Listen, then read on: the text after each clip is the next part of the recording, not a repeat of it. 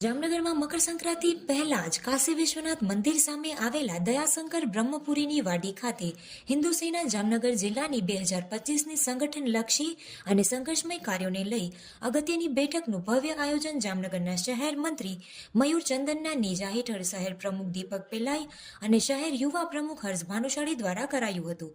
આ બેઠકની શરૂઆત હિન્દુ સેના પૂર્ણકાલીન કિશન નંદાઈ, ઓમકાર અને હો જાઓ તૈયાર સાથીઓ, હો જાઓ તૈયાર વ્યક્તિગત ગીત કરી હતી।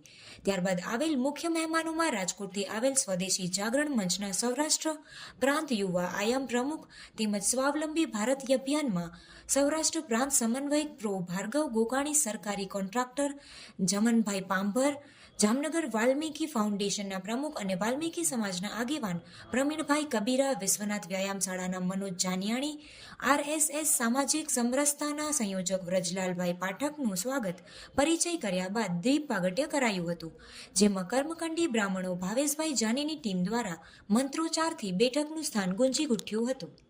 આયામો જે અલગ અલગ છે એના કાર્યો છે એ વર્કશોપના માધ્યમથી પહોંચશે। સ્થાનિક જિલ્લા સ્તરની છે, તાલુકા સ્તરની, ગ્રામ્ય સ્તરની બેઠકો થાય, ત્યાં વિષયો આવે। એટલું યાદ રાખજો, 2025-26માં હિન્દુ સેનાએ પૂરી તૈયારી કરવાની છે।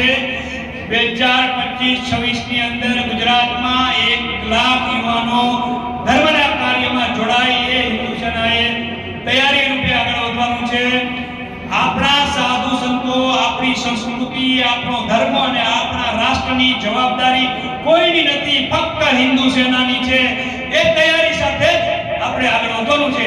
આજે આપણે સંકલ્પબદ્ધ થયા છીએ અને આજે જે જોડાણાની જવાબદારી સાથે તો કાલથી આપણું આ કાર્ય જ્યાં છે ત્યાંથી શરૂ થઈ જશે।